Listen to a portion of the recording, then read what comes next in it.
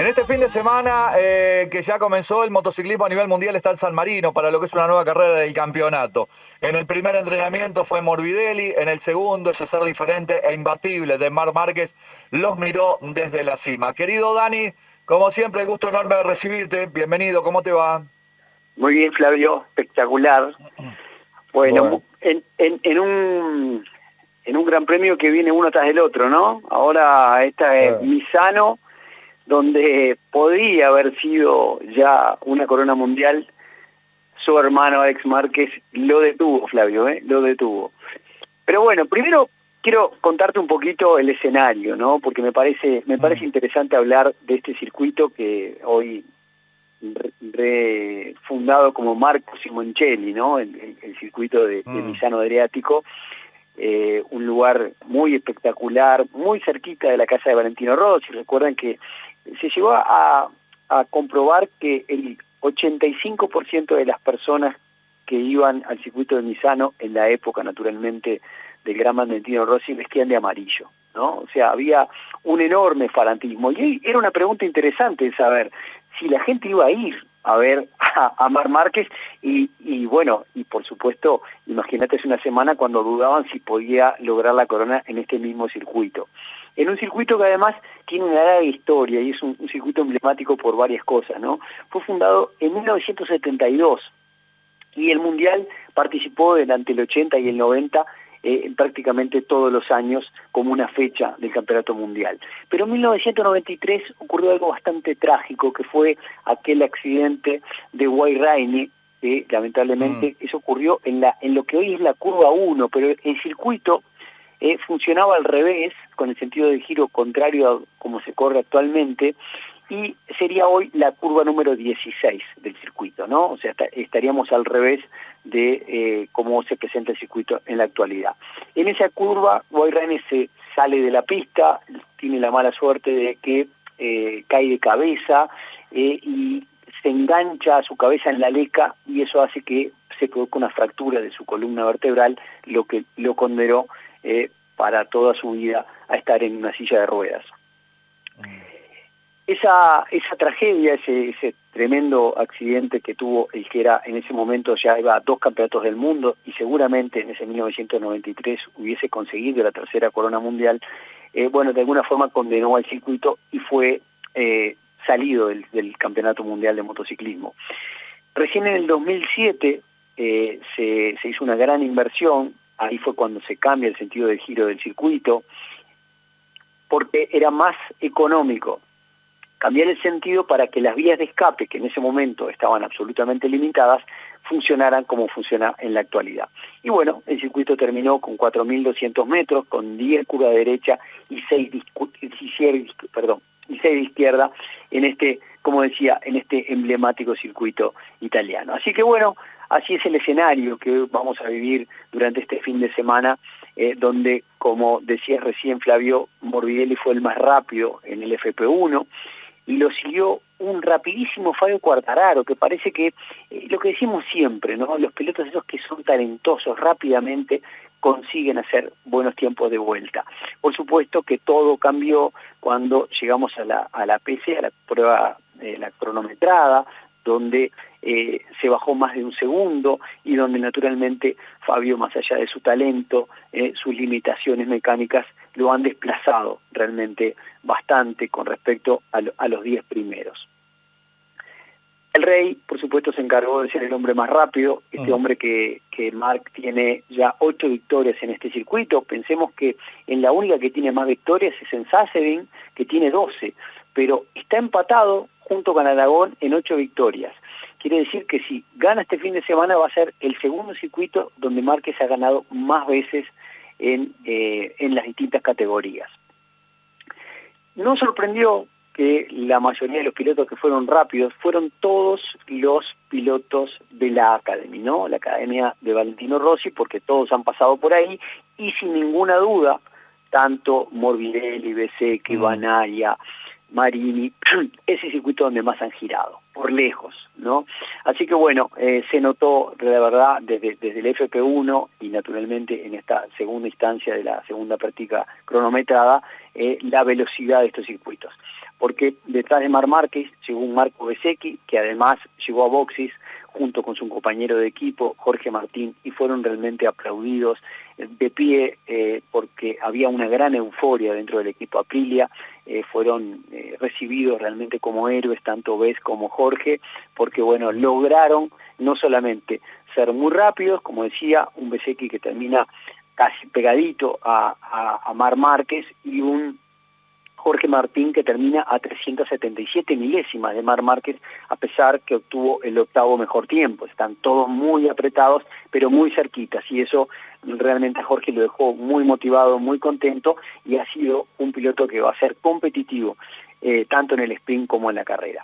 El tercer mejor tiempo fue para Franco Morbidelli, como decía, un Franco que fue muy bueno en el FP1, que se adaptó muy rápido por los comentarios que les decía recién, por esa cantidad de vueltas que tienen dentro de este circuito italiano, a pesar de que tuvo dos violentas caídas.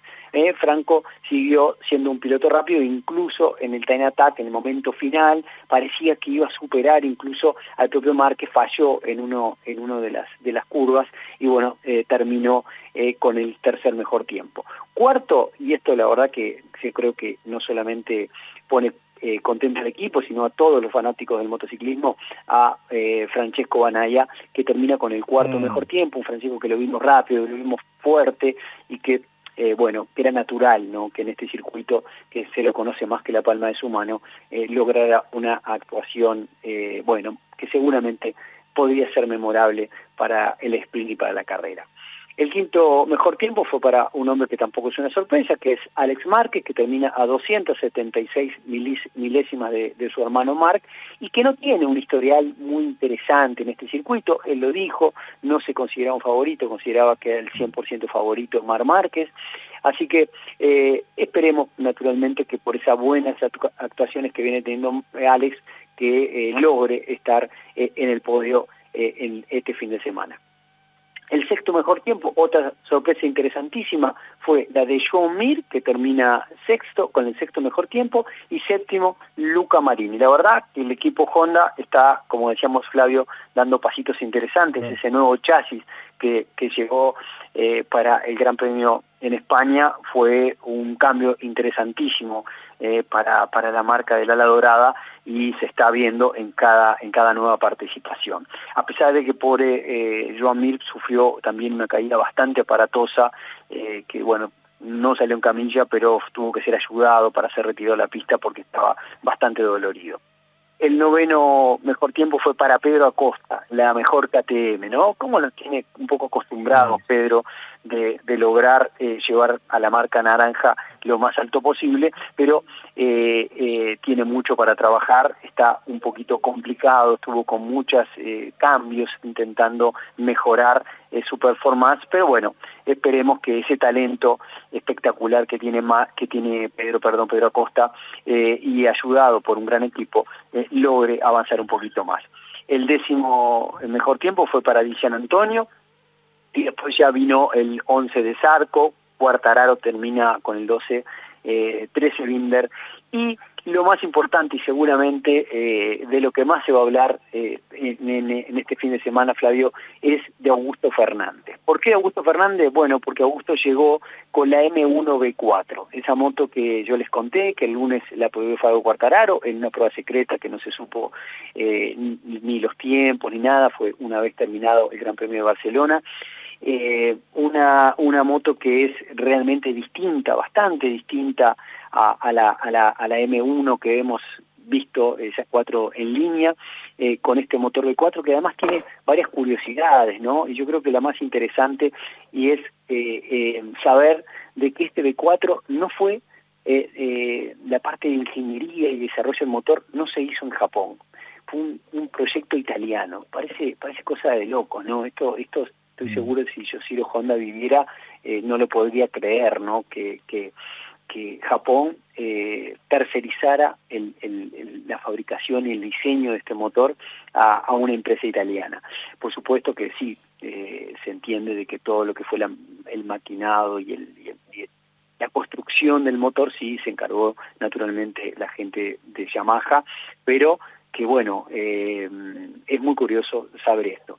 Y la moto ha funcionado muy bien, terminó a 1 segundo 198 milésimas del tiempo más rápido, pero estamos hablando que es un piloto probador, que es la primera vez que la moto está en una carrera y que creo firmemente de que ha tenido una muy buena actuación para hacer, como decía, un debut de la marca y creo que eso le da firmes esperanzas, sobre todo a Quartararo, para tener una moto competitiva. Una moto competitiva que lamentablemente no va a poder tocar hasta la temporada 2026. Él, por una cuestión reglamentaria, no puede cambiar de moto, o sea que va a tener que esperar y bueno, y encontrar en ese desarrollo que está haciendo desde el punto de vista del pilotaje Augusto Fernández y por supuesto Dovizioso, que es un gran actor en todo esto y es parte de esta estructura que logra que esta M1B4 esté en pista y que sea tan competitiva como lo hemos visto por lo menos en esta primera presentación. Ese M1 que yo no sé si alguna vez te lo dije, Flavio, que qué quería decir M1, ¿no? Era Mission One, era Yamaha cuando cambia el motor a 4 líneas, dice, bueno, tenemos una misión y es ganar el campeonato, ¿no? Y bueno, de ahí surge el M1. Y ahora este M1 le agregan un B4. Me parece raro, ¿no? Porque realmente son motos tan distintas, cuando uno mira de forma lateral, ve los escapes por debajo del carenado que salen y terminan ahí, porque son de los 2 cilindros delanteros, y los 2 traseros terminan en el final del colín, algo bien parecido a lo que estamos viendo en todos los B4, ¿no? Tanto en Aprilia, en Ducati, en Honda, pero en la Yamaha veíamos siempre una disposición bastante distinta, incluso el carenado es bastante fuera de lo natural, de lo que estamos viendo hasta ahora, y bueno, yo creo que sería interesantísimo que Augusto tuviera una buena performance este fin de semana para dar, como decía, toda esa cantidad de esperanza que necesita la firma de los diapasones para ser otra vez protagonista del Campeonato del Mundo. De este mundial que bueno, que ahora está en San Marino. Bueno, querido Dani, ¿algo más en este viernes cuando ya arrancó toda la actividad? Bueno, mirá, creo que una noticia que impactó bastante fue algo que a vos no te va a impactar mucho y no te va a mover mucho, pero lo tengo que contar. Adiós a Moto E, Flavio.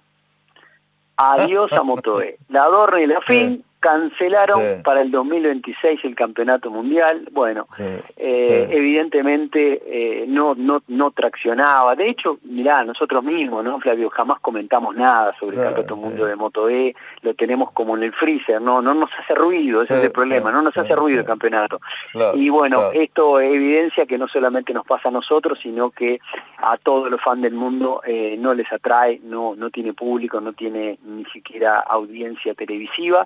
Por lo tanto, esta decisión que seguramente tiene que ver mucho Liberty Media en todo esto, porque es una empresa que necesita justamente mucha audiencia y mucho público, han tomado la decisión definitiva de sacar el campeonato del mundo de motos eléctricas. Cosa que es curioso, ¿no? Porque uno mira el mundo, la movilidad cada vez crece más desde el punto de vista eléctrico. Hoy en nuestro país nos sorprende que hoy la marca número 1 en ventas sea una marca eléctrica, ¿no?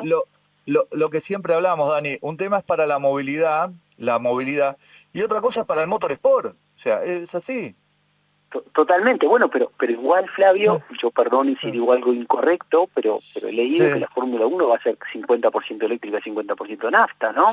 Es curioso que no ocurra algo parecido en la moto y de hecho realmente en el mundo de la movilidad eléctrica no está funcionando todavía como con el éxito que está teniendo el automovilismo, ¿no? O el auto, y los camiones y los ómnibus que están funcionando con impulsión eléctrica. En las motos no está funcionando y yo creo que eso es producto del poco espacio que hay para alojar las baterías, ¿no? La fuente de energía que necesitan las motos, y no hay espacio. Entonces yo creo que está mucho más retrasado y eso seguramente impacta directamente en lo que estamos hablando, ¿no? En que la promoción de los productos eléctricos en el campeonato del mundo no tiene todavía una sustentabilidad suficiente como para seguir empujando. Por eso seguramente los patrocinadores no quieren impulsar todavía más. Así que bueno, el tiempo nos dirá, cuando además ya sabemos que para el 2027 la nafta, el combustible que se usa hoy en los MotoGP,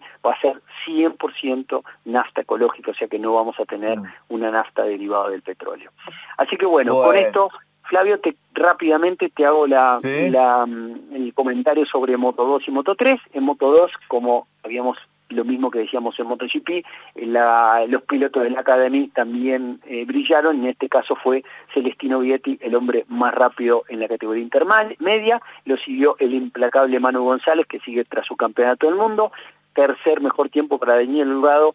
Quinto para Diogo Moreira, y hablo ahí de los latinoamericanos, Diogo Moreira, y 13º David Alonso. En la categoría menor, el español David Almanza fue el hombre más rápido, y lo siguió Adrián Fernández, el hermano de Raúl Fernández.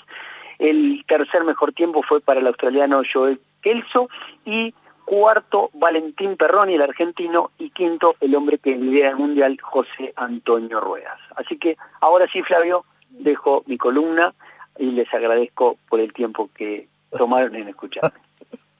Gracias, querido Dani, nos deleitaste, nos gratificaste como siempre en este arranque del fin de semana, climáticamente bárbaro acá en Uruguay, está hermoso para andar en moto. Sé feliz. Flavio, Gracias, Dani. Disfrutamos el fin de semana, el sprint acabo... mañana, la carrera el día domingo, y el lunes o el martes quizás estamos repasando lo que dejó el fin de semana de motociclismo a nivel mundial. Beso grande a la familia, Dani, gracias. Perdón. Me llegó un comunicado recién de Carmelo Espeleta, mirá qué interesante. Sí. Dice, este fin de semana anda en moto, prometo que serás más feliz. Abrazo para todos. Abrazo grande. Bueno, con nuestro querido Daniel Rosich, con él estuvimos dialogando en el arranque del fin de semana. Hacemos una pausa muy pero muy breve. Recordá, hablando del fin de semana que se viene, la carnicería del deporte, el automovilismo, de las barras, es Mercado de Carnes Río de la Plata, 1564, en Orinoco, esquina Rimac, ahí está la boutique de Mercado de Carnes Río de la Plata, 1564, los mejores cortes, la mejor atención. Hacemos una pausa muy breve. Acá estamos como todos los días con nuestra querida Tira Diaria Automovilismo.